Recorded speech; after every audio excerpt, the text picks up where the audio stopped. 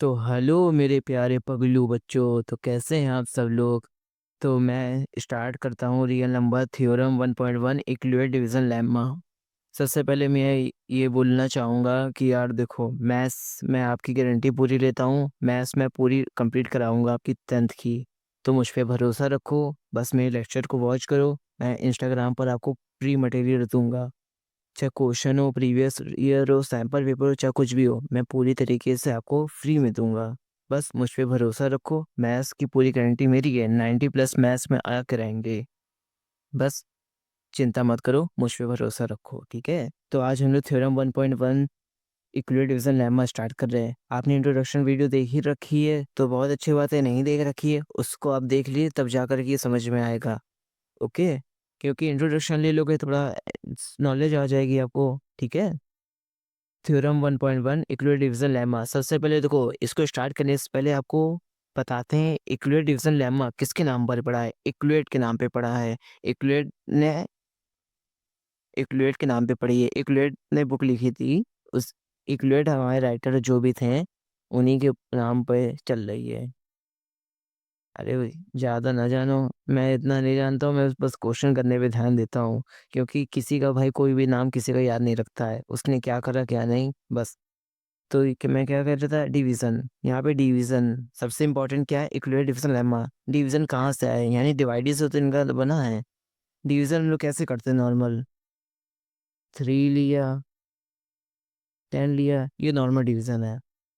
हम लोग डिवीजन का क्या मतलब होता है, 3 के टेबल में 10, 3 का टेबल ऐसा पढ़ना कि 3 के टेबल में 10 आ जाए, या 3 10 से छोटा आ जाए, यही तो होता है। जैसे 3 3 सा 9 होता है, माइनस करेंगे 1 आ गया, यानी एक आ गया हमारे पास।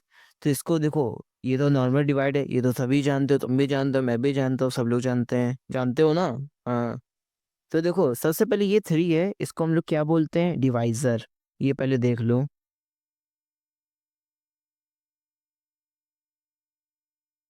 इसे बोलते हैं हम डिवाइजर। क्या बोलते हैं, डिवाइजर। और इस वाले 3 को बोलते हैं कोशंट।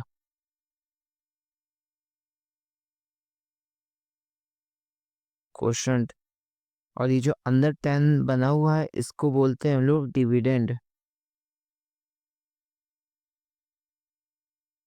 और ये जो 1 बचा है, इसे बोलते हैं रिमाइंडर।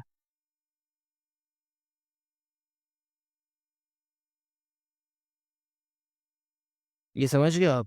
ये देखो, ये चीज समझ जाओगे, इसके आगे इक्वलिट डिवीजन लेमा बहुत सिंपल हो जाएगा। ये बहुत सिंपल है, इतना तो समझ गए होगे ना। ये नॉर्मल सा होता है भाई, इक्वलिट डिवीजन लेमा। यहाँ पे हमें क्या बताया, 3 होता है डिवीजर, इसे बोलते हैं क्वोशंट। ये अंदर वाला 10 को मैंने यहाँ पे लिख दिया, इसे बोलते हैं डिविडेंड। और ये होता है रिमाइंडर, इतना समझ गए हो। ये रिमाइंडर है, इस रिमाइंडर की चीज समझो सबसे पहले। ये रिमाइंडर ना देखो, ये 0 के बराबर होगा और 0 से बड़ा होगा, ये चीज याद रखना। कभी ये 0 से छोटी नहीं हो सकती रिमाइंडर की वैल्यू। मतलब कि 0 होगी या 0 से बड़ी होगी, कभी माइनस में नहीं आता रिमाइंडर। अगर माइनस में आया तो समझो क्वेश्चन ही पूरा गलत है। और क्या, कभी माइनस में नहीं आएगा। समझे मेरी बात को।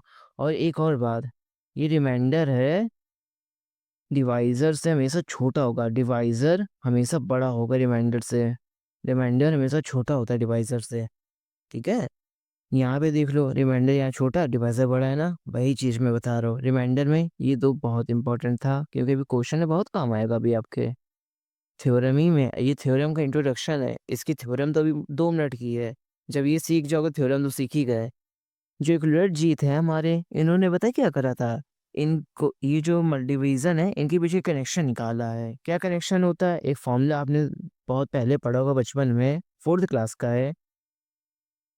नहीं पढ़ा तो मैं पढ़ा ही देता हूँ। डिविडेंड इक्वल्स टू में डिवाइजर इनटू में कोशंट। कोशंट, हाँ, प्लस रिमाइंडर एंड भैया थोड़ी दिक्कत हो जाती, मिस्टेक, स्पेलिंग पे ध्यान ना देना है। सॉरी, राइटिंग पर ध्यान मत देना मेरी। रिमाइंडर, देखो, डिविडेंड ये क्वेश्चन चेकिंग होता है।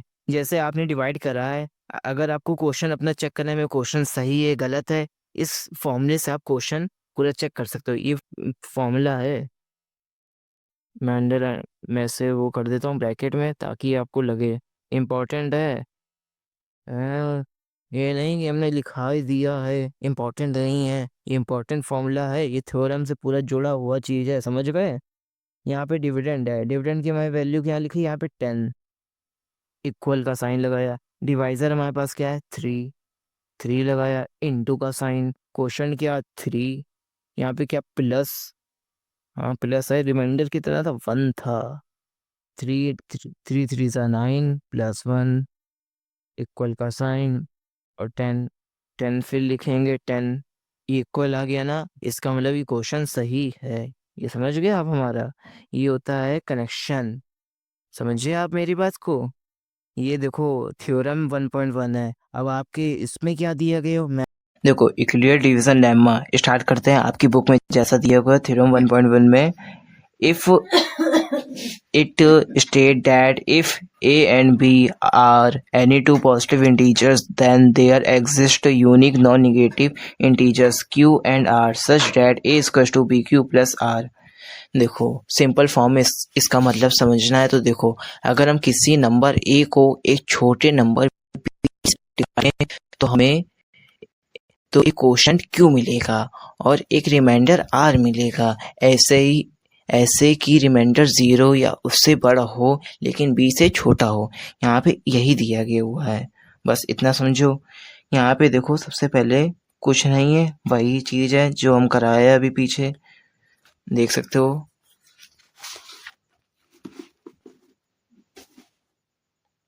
जैसे मैंने यहाँ पे कराया है क्या, a equals to BQ plus R, यहाँ पे यही दिया हुआ था ना आपके एनसीईआरटी में, यही दिएगा a equals to BQ plus R। लिख देता हूँ मैं, थ्योरम 1.1, ये आपका फॉर्मूला दिया गया हुआ है, दिया गया है कि नहीं। a इक्वल्स टू क्या, डिविडेंड, यहाँ पे लिख देता हूँ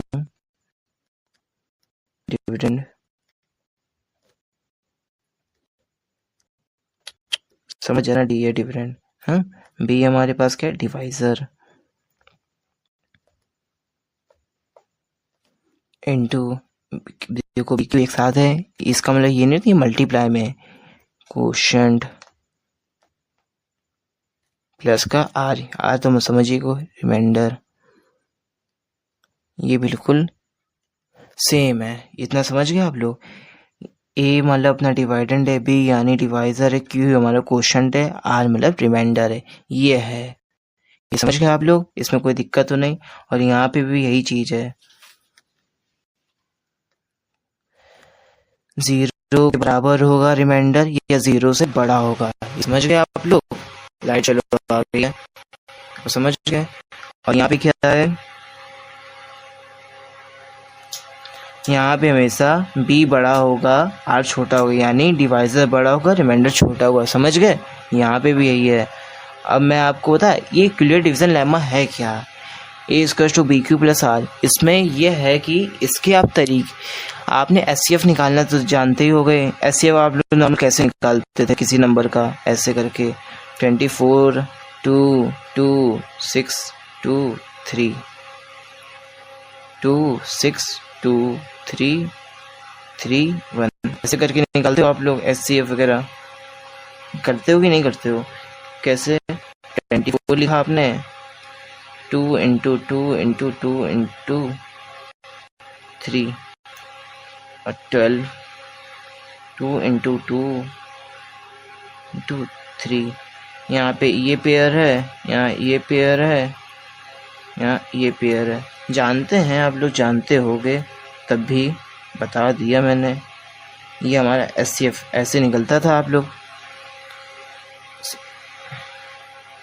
SCF आप लोग ऐसे निकालते थे। पर यहाँ पे अपने यूक्लिड जी बोलते हैं कि आप लोग डिवाइड करके किसी भी 2 नंबर का SCF निकाल लेंगे। हम लोग SCF कैसे निकालते थे, 2 नंबर का करके निकालते थे, लेकिन यूक्लिड साहब हमारे कहते हैं कि आप डिवाइड करके भैया निकाल सकते हैं क्या SCF, किन दो नंबर के बीच का। तो हम लोग ये नेक्स्ट एक्सरसाइज 1.1 में सीखेंगे कैसे निकलता है हमारा HCF। ओके।